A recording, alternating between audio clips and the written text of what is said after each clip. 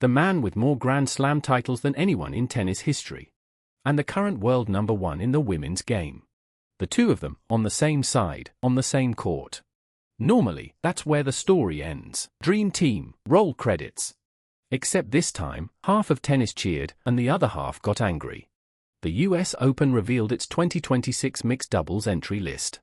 The headline, Novak Djokovic and Aryna Sabalenka.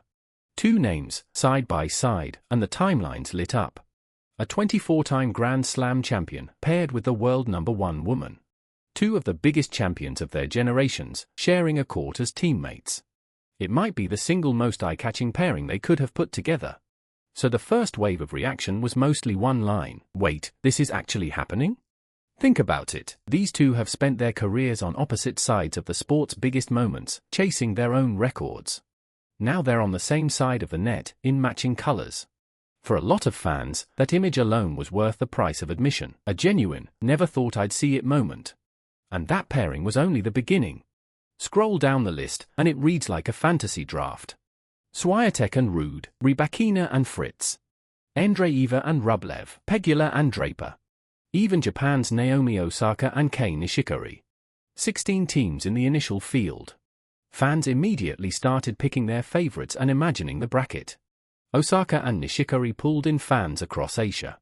Swiatek and Ruud drew everyone who remembered last year's final. Some people said the thing they most wanted to watch wasn't a singles final at all. It was this draw. And that is exactly what this event is chasing. Put single stars on one court, in combinations you'd never normally see, and manufacture a talking point. And then people spotted something. The two best men in singles, Alcaraz and Sinner, are not on the list. Just last year, both played, Alcaraz with Raducanu, Sinner with Siniakova. With the two biggest draws absent, the reaction turned straight to one word. Why? Scheduling? Load management with the singles main draw days away? Or quiet distance from an event some players still aren't sold on?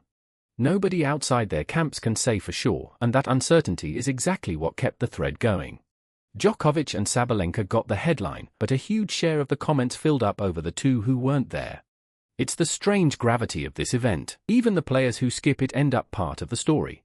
Here's where you have to step back and ask why this event angers half the sport. Back in 2025, the US Open tore up its mixed doubles. They moved it out of the main tournament and into Fan Week. And they cut the draw from 32 teams down to 16. Shorter matches, 2, 4-game sets, no ad scoring, a 10-point match tiebreak to decide. Winner's prize, $1 million. The pitch was that mixed doubles was fading, and putting single stars in it would save it. But double specialists were furious. The argument being that their stage, and in some cases their spots, had been handed to singles names purely for star power. Some full-time doubles players said publicly they felt pushed aside. The format became one of the most argued about topics of last year's tournament. At one point Draper even called it a bit of an exhibition format. And his partner Jessica Pegula immediately pushed back. It's not an exhibition.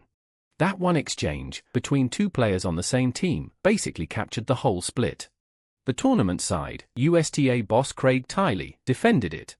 Anytime you can bring women and men together on the same team, you showcase tennis at its best. Spectacle, or disrespect to doubles, that argument has been running for a year.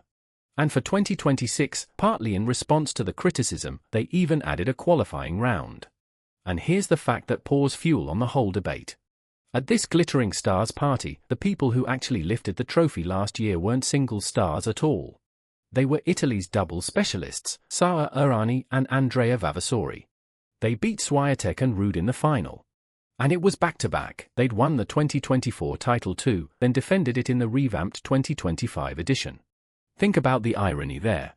An event redesigned around single stars, and the team that answered it was the one built entirely on doubles craft.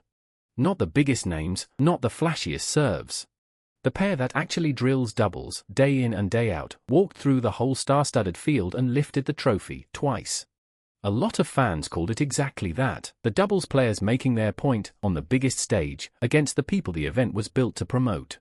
So when a super pairing like Djokovic and Sabalenka shows up again this year, the reaction isn't just hype.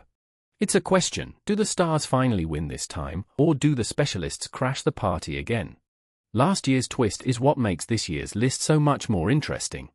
So let's line it up. The greatest man in the game and the world #1 woman are on the same team. Star pairings filled the list, and the two best men skipped it. And the stage for all of it is still, to half the fan base, a controversial format. Which leaves one question. Is this the best show tennis can put on to grow the game? Or a made-for-clicks event that erases what doubles is really worth? Tell me where you land. Drop it in the comments. And if you want to see how far this pairing actually goes, subscribe, and I'll be back with the result.